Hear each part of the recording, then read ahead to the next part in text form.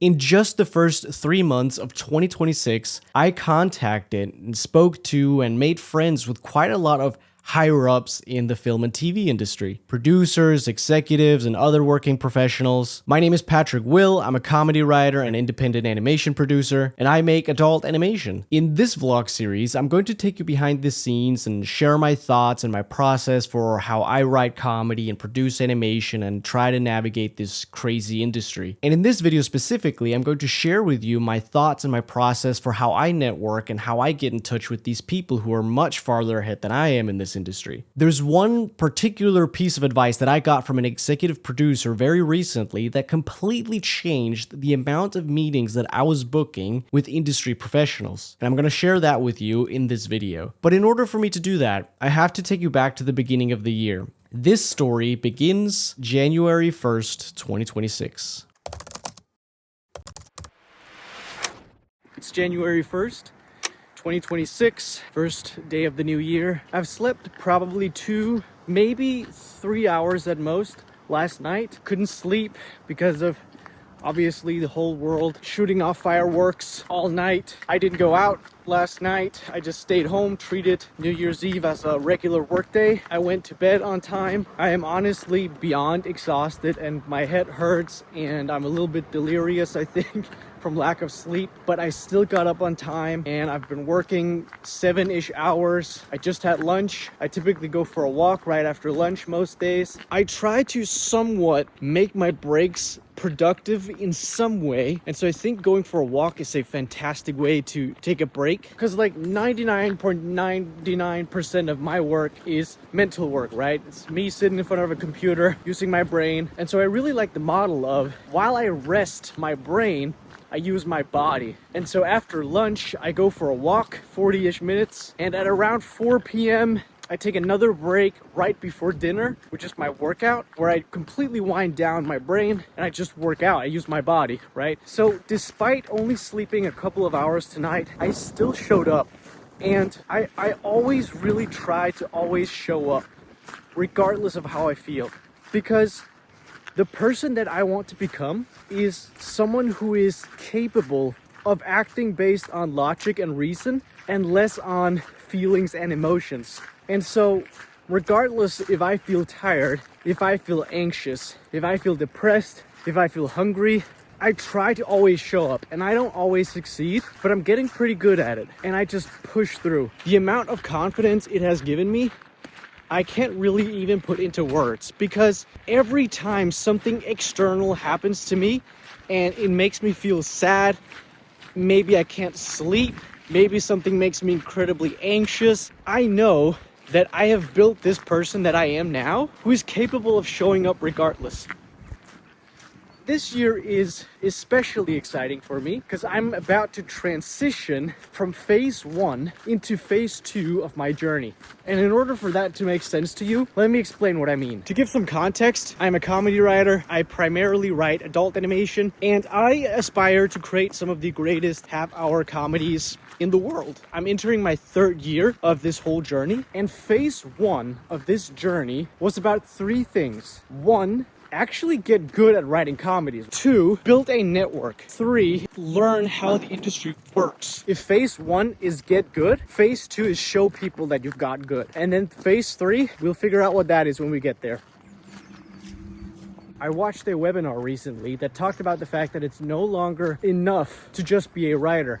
You have to have something additional. You have to be a writer plus. From the people that I talk to in the industry, from the people that I research in the industry has really changed a lot. And it seems to be very true that it's no longer just enough to be a writer. You have to have something extra to you. And I think a personal brand is the highest leverage extra. It's the highest leverage plus that you can add to yourself as a writer. Having a following, making content. So that's definitely part of phase 2 for me, is that building a personal brand and make content. Okay, so we're going to a premiere event of a show called Team Nuggets. It's the second season of this series, and I was invited by the producer of the show, or one of the producers, actually the person who owns the production company that are making this show, and she's the only person I really know there. I don't think I'm gonna know anybody else. And it's a funny story because this person was actually the first person that I networked with and that I got to know from this industry. I cold emailed her because I had an idea for a TV show. I don't think I even had a script for it yet. I had some really bad concept art and then like a pitch bible or something. And I asked her, hey, this is my idea. Take me to someone who will buy this show. Like a terrible way to approach things, but I didn't know any better. But she was so nice and she messaged me back. She gave me a ton of great advice. And now 2 years later, she invites me to her premiere for her series. I remember when I first started this journey, I was studying all of the greats in this space and trying to find the commonalities between them. What did all of these people have in common that made them successful? And surprisingly, in the film and TV industry, none of them really had many things in common, except for one thing, and that is the fact that they did not do this alone. And I really took that seriously, and I really started to network right out the gate. Okay, so why is networking actually important? These are the benefits that I have observed. If you build a network of people, you can get those people to read your scripts, give you feedback, introduce you to other people, give you advice and teach you stuff. If they make it one day, then they might be able to take you with them. It's an extra follow on social media. They can support you on social media. They can like your post, leave comments, help your engagement rate go up. You can work together on projects. Hollywood is really reserved and closed. If you're trying to pitch a show to an executive at, let's say, Netflix, it's really hard to get into that pitch meeting room without being introduced by someone else. That could be an agent, a manager, an executive. So it's like this game is really knowing people. You can do each other other favors, I guess. If you live close by, maybe you've made a friend that can help you move or something. But it's also not only thinking short term, what can they do for me? It's also just, friendship in this crazy journey, which is really hard.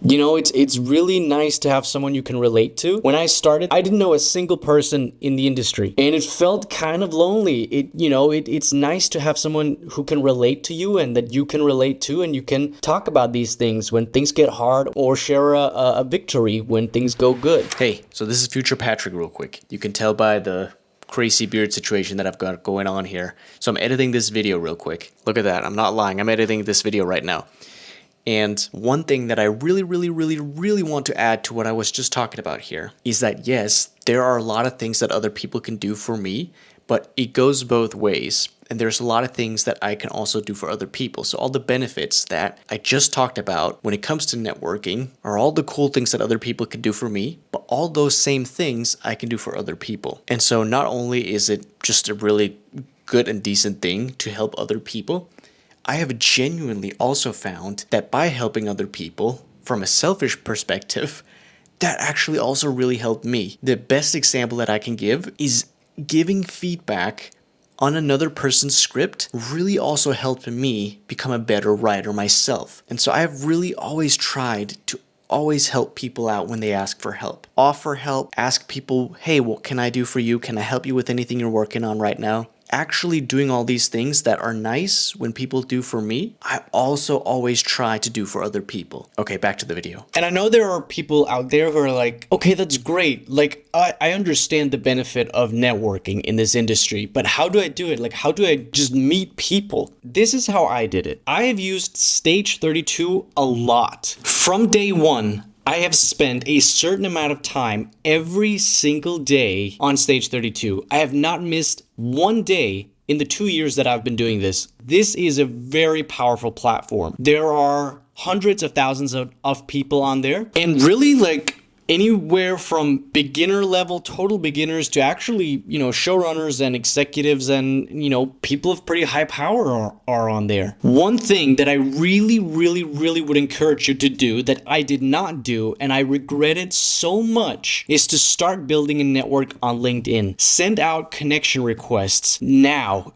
Do it. Because the thing is, on LinkedIn, they don't give you this specific amount, but some speculate that you can only do max 10 connection requests a day on LinkedIn. Anywhere above that, and LinkedIn actually sees it as spamming and they might ban your account. And the reason why that is relevant is because I wish that from day one I had started sending out just 5 requests a day on LinkedIn, because there are so many awesome people that to network with on there. And now that I'm 2 years in, I don't have a big network on LinkedIn. But again, stage 32 is pretty darn good as well. And you can send out as many connection requests as you want a day. I think I send out probably, I don't know, 100 or 200 a day when I first started out. Like seriously, I'm just such a big believer in volume. Like do so much work that it would be unreasonable for you not to succeed. So the way that I did it, I try to always ask the people that I try to network with a lot of questions about themselves. So my opening message to someone that I don't know would always be a question about themselves. I would always reach out and ask them, what's been your favorite project to work on? What's been your favorite highlight of this year? What are you working on these days that's got you excited? The key I found is to make them feel good about themselves, right? And so the opening is a really positive question. I would never ask, what was your least favorite part about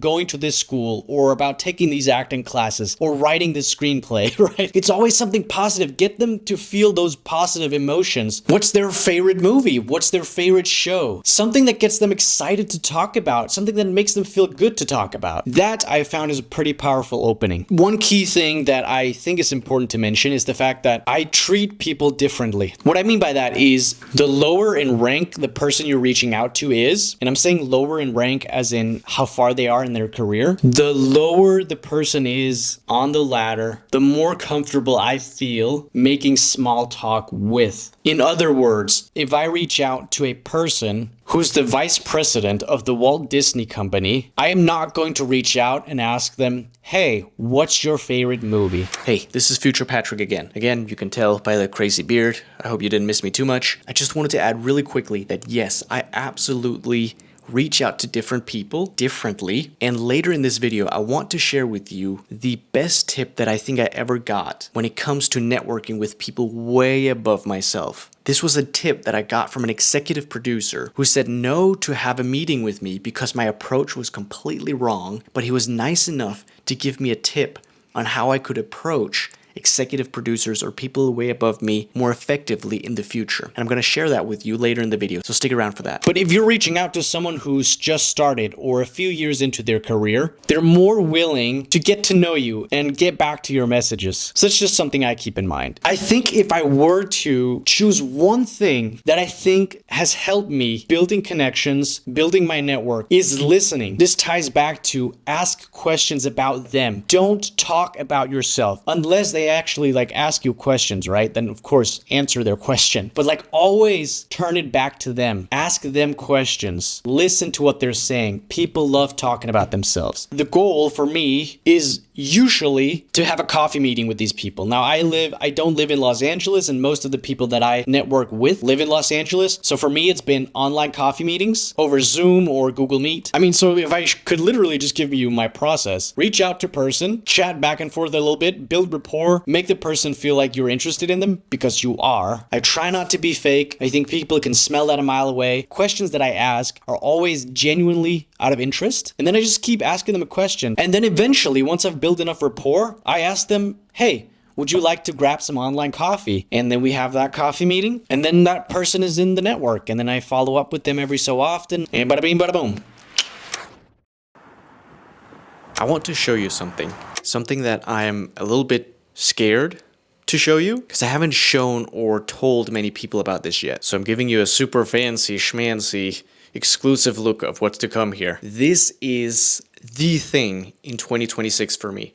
The thing. Getting out there, building a personal brand, networking, that's all well and fine. But this is the thing. I am producing probably my biggest independent project to date, and it may or may not involve these guys over here. I can't say too much about it yet. You may have seen these guys before. These are the characters from my series Nappyville. I produced 8 animated shorts with these guys. They're all up on this channel as well if you want to check those out. But this new project is going to include some new characters. But the reason that I even bring this up is because I believe that creating something, actually producing something, is one of the highest leverage activities that I can do. All the pitch meetings that I've ever had came from producers reaching out to me because they had seen the animated comedy shorts that I had made, which was it was really unbelievable. Never did I think that someone would reach out to me and ask me to pitch a show to them. I thought it was going to happen the other way around,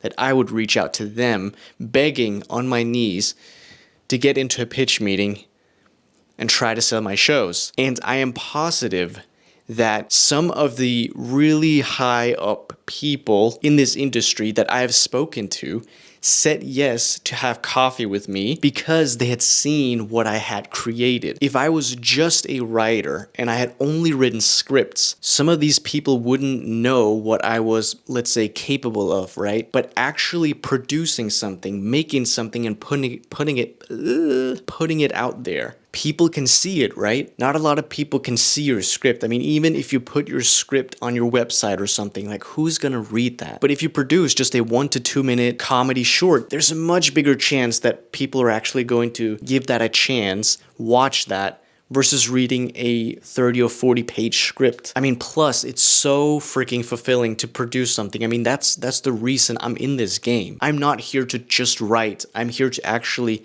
have stuff made, to be able to see what I write. So let me bring you down to my computer real quick, and I'd like to share with you how I actually think about balancing writing and producing. Okay, so when I first started, the first 6 months of my life pretty much looked like this. I was writing half-hour comedy scripts every single day. I was networking every single day, and education kind of came when I needed it. But just to explain it simply, the way that I've treated education is that I would read a book or watch a YouTube video or take a course whenever I needed that specific information about a problem that I was facing at the moment. So let's say when I started, I did not know a whole lot about creating characters, for example, for my scripts. That's when I would seek out information and education on how to actually create characters. So I never planned or scheduled education. I sought out education and information when I needed it. But these two things, writing and networking, I did every single day. And later on, still in phase 1, for about 18 months, this is what my life looked like. I started to produce animated shorts. I still networked every day, and I still did the same thing with education, but now I was alternating between writing scripts and producing. Once I finished a script, I would send that script out to my friends or acquaintances in my network, and while they would read it and give me feedback and notes on the script, in those 6 weeks, I would spend that time producing an animated short. And in phase 2, we have another little track here, which is the personal brand, the creating content, which is what you're watching right now. And so these are the 5 tracks that I have going sort of at all times. The first 2 here are alternating. Networking happens every single day for me. Education happens when I need it. And now this 5th track, the building a personal brand, the getting out there part, does not happen every day, but I've scheduled in 2 blocks during the week where I do this sort of stuff. Look at me and my pretentious blue light glasses. It is almost 7 p.m. and I'm about to hop into a meeting. This guy actually reached out to me and asked me for some advice, which is pretty cool. You know, early in the video, I talked about trying to make people feel good about themselves and feel important. And you know, now someone is doing the same thing to me, making me feel important. I couldn't help but say yes to hop on a call with him. You know, it's pretty cool. After all this time, I've spent so much time reaching out to people, trying to book meetings with them, collect them into the network, make friends with people. People are slowly starting to reach out to me and doing my work for me. I'm still spending a lot of time reaching out to people, but it's like I have to do a little bit less now that people are slowly starting to reach out to me. And that's kind of cool, actually. But like I said, it's almost 7 p.m. I really don't like having meetings in the evening. For context, I go to bed at 8:30 p.m. So this is right before my bedtime. And you better believe I am tired. I try to get up early every day and I try to work as many hours as I can in the day. And so by this time, an hour before bedtime, I'm really tired. And this time slot right before bed is typically when I have all my meetings because I live 9 hours ahead of Los Angeles time because I'm in Copenhagen. So when it's 10 a.m. for people in Los Angeles, it's 7 p.m. over here. here. I don't love it, but you know, you gotta do what you gotta do. So before I hop into these meetings, I always do a little bit of research on the person that I'm about to talk to. Now I spend about 10 minutes preparing for a conversation, all depending on who I'm talking to. If it's a person high up on the ladder, I spend more time. If I ask the person for an informational interview, I mean, I spend hours preparing for that conversation. And obviously, the reason that I do this research before I hop into these calls is so that I can bring stuff up a jeez.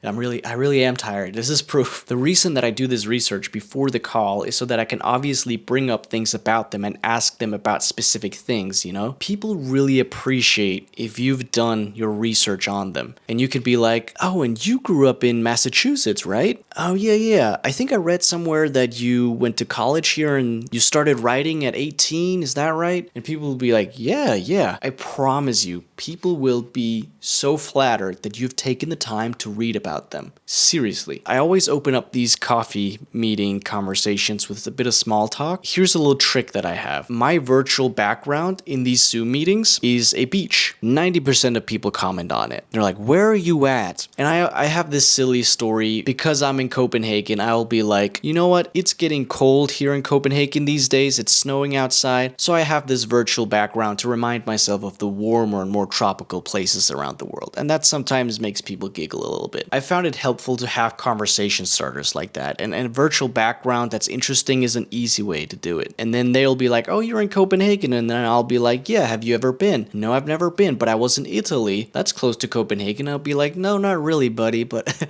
I wouldn't say that. Then I have the conversation going. At the end of the meetings, I will typically always ask if there's something I can do for them. Most people are really flattered that I ask that. Sometimes people ask me to read their scripts. Sometimes people ask me other favors. Sometimes people don't ask me anything. But I think it goes a long way asking if I can help them. And then the next day I write a quick follow-up email, thank you so much for taking the time to talk to me. It was great chatting with you. I bring up something specific about our conversation. Maybe we talked about Rick and Morty or something, something specific about our conversation so that people know that I've actually been listening and that I actually cared about our conversation. And then I might write at the end of the email, again, if there's ever anything I can do for you, don't hesitate to reach out. I just came off the call with this guy that I was having a call with. But here, check this out. This is something I really want to show you. After every single call, I have a spreadsheet where I take notes about the conversation that I just had. Immediately, I want to write down as many notes as I possibly can while it's still fresh in my brain. And the reason that I do this is because the next time I'm going to talk to this person, I can bring up things that we talked about in this first call or this first coffee meeting. And people are really impressed when I bring up things that they didn't even remember that we spoke about. And they're like, how do you know that about me? And I was like, we talked about that last time. Don't you think that people are flattered that you remember these things about them, that you actually paid attention? This is the spreadsheet that I have with every single person that I have asked to have coffee with me, and B, the people that I've had coffee with. And so look at all these notes out here. This is also a great way to understand the ratio of people who have coffee with me. I can tell how many people I asked and how many people said yes. And right now, it's about 50% of people that I ask for coffee say yes. Anyway, I'm about to hop to bed. All right, good night.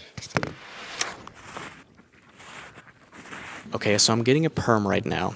And for the boys, the men, the guys out there, a perm is basically making your hair curly and wavy and beautiful so that I can finally become Jason Momoa. I have long hair now. I used to have shorter hair. I used to have short sides and short to medium on top. But a couple of years ago, I shaved my head, like completely bald, like with a razor and everything. And I decided to just shave my head and then just let it grow. And I thought that would be easier because I wouldn't have to go to the barber shop that often. I wouldn't have to get haircuts that often. But I was very wrong. Having long hair is so much harder than having short hair. I can't believe I didn't know that until now. I mean, the time and effort when it's long, washing it, the time it takes to dry after you've showered, I mean, it's so much more effort. Had I known that before growing it out, I wouldn't have done it. The reason I did it was because I thought it was going to take less effort and less time so that I could spend that effort and energy on my goal, right? And the reason that I'm including this segment is because for the past 2 or 3 years, I've tried to design 99% at least of my life around the goal, the North Star, right? And so I always try to ask myself, every time I make a decision or do something, will this action or this decision take me further away or further towards my goals? And getting long hair, I thought would give me more time and energy so that I could spend that on the work. Of course, I was wrong, but I like having the long hair, and so I'm going to keep it for a while. Even though, again, it actually doesn't take me further toward the goal, it takes me further away from it. And so that's really how I think about every single decision that I make. I mean, I have the end in mind, I have the goal, the dream, the North Star, and every time I do something, it could be the most minute things, I ask myself, does this take me further toward or further away from my goals? And I understand that many people think that's an extreme way to live, and I totally get that. But I will also say, I have historically been a very indecisive person. I've always struggled making decisions, but having this framework is very liberating because it's so much easier to make decisions when you have the end goal in mind. Does this action take me further away or further toward my goals? And so that's how I think a lot about every single thing that I do, even down to what I eat, to when I work out, to when I go to bed, my hairstyle, how I dress. So having that framework in mind has helped me tremendously with decision making.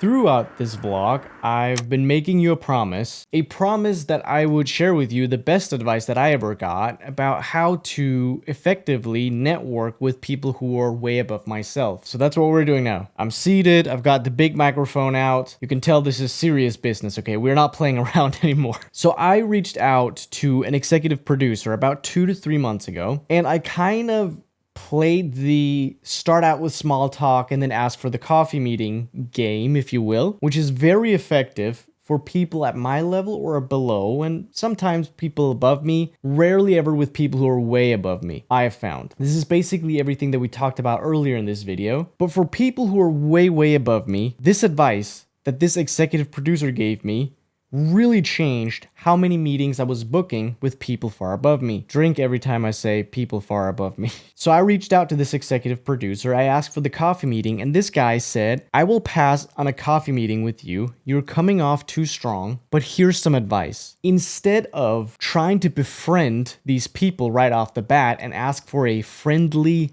coffee meeting, asking for an informational interview is much more effective. So what I do now, in most cases, when it comes to people that are way above me, drink, the first message that I reach out to these people with just goes straight to the point. It's literally me asking if they would be inclined to hop on a quick Zoom call with me so that I can ask them a few questions about a specific thing. So the message would consist of the exact type of information that I'm seeking. It could be me seeking information about set design, production in animation, marketing in animated film. Basically the specific type of expertise that this person I'm reaching out to might have. So that's number one, letting them know the type of information specifically I'm seeking from them, the reason I'm reaching out. So that would be a quick paragraph saying, I'm a young and new comedy writer and independent animation producer. Your background caught my attention, so I wanted to ask you about this. And number three, the reason why you're reaching out to them specifically. You're letting them know you're not just reaching out to everybody. There's a specific reason why you're reaching out to them, which is also a point that we've touched on multiple times in this video, letting people feel like they're important. You're basically saying, hey,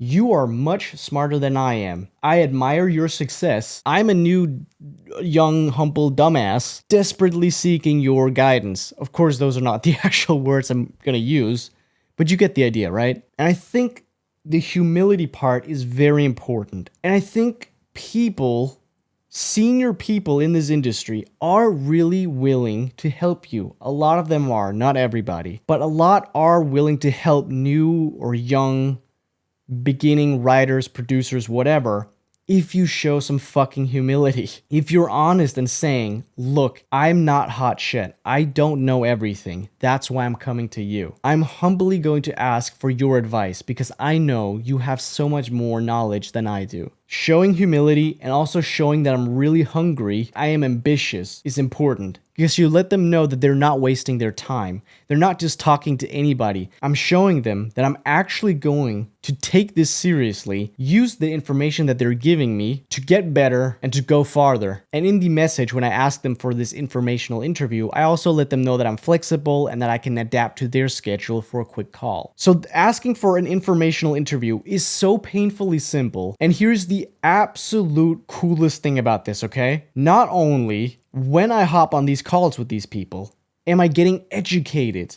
They're teaching me stuff. It's not just a friendly coffee meeting. I actually get to interview fucking awesome people that know more than I do. So I learn a ton. But also, the chance that we're going to be friends or stay connected seems to be pretty high. So I'm getting educated at the same time that I'm networking with these awesome people. Like, there's so much to gain from this approach. Now, the important part about this framework or technique, I suppose, when I hop into these calls, I've done a lot of preparation. Like, I do not show up just half-assing it. I really show these people that I'm fucking serious about this, because I am. I'm not gonna waste their time. I'm not gonna waste my time. I am hungry, I am ambitious, and I'm gonna do everything that I can to reach my goals. And people can feel this. And way more often than not, these people ask me to keep them updated on what I'm working on. They now feel invested in my journey because they took time out of their schedule to help me out. And so obviously they feel some sort of connection. If they're willing to give me advice, I can only assume that they're also interested in seeing if I succeed with that advice. And so that's where the networking part comes in. It starts with this informational interview, which is more professional and formal, but it slowly turns out into an actual relationship. And that's the part I did not fully understand until this executive producer gave me all of this great advice and I actually started to implement it. Because for the longest time, my thought was that I had to befriend them first